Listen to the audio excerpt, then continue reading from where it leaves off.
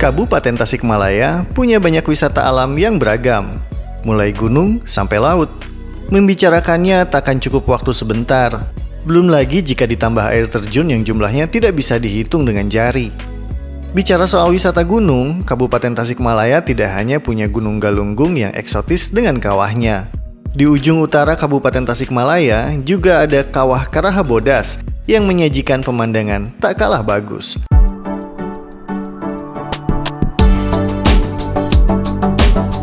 Lokasinya di Kecamatan Kadipaten, perbatasan antara Kabupaten Tasikmalaya dengan Kabupaten Garut. Dari jalan raya, tempatnya tidak terlalu jauh dan akses jalan pun bagus.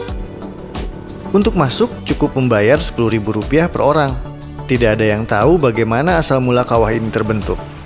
Jika kawah Gunung Galunggung terbentuk setelah terjadi letusan, Kawah Karahabodas tidak ada yang bisa memastikan itu. Penjaga tiket di sana mengaku tidak tahu sejarahnya. Bahkan kakek dari kakeknya pun tidak mengetahuinya. Tidak ada yang tahu pasti bagaimana awal mula Kawah Karahabodas terbentuk. Terlepas dari hal itu, Kawah Karahabodas memang sayang jika tidak dikunjungi.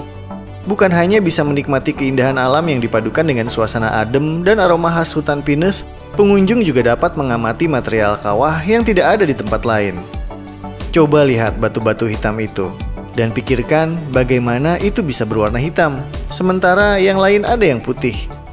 Pepohonannya pun beda-beda, ada yang menghijau rimbun, ada pula yang tampak kering kerontang. Airnya juga ada dua jenis, yaitu panas dan dingin, padahal semua ada dan tumbuh di satu area yang sama. Selain bertamasya, banyak di antara pengunjung yang datang ke sini untuk mengusir penyakit yang bersarang di tubuh.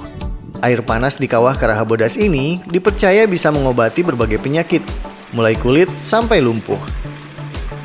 Berdasarkan penuturan penjaga tiket, dulu pernah ada seseorang yang sebelumnya menderita lumpuh. Setelah berendam di air panas ini, sakitnya berangsur sembuh. Wah, benarkah begitu? Entahlah.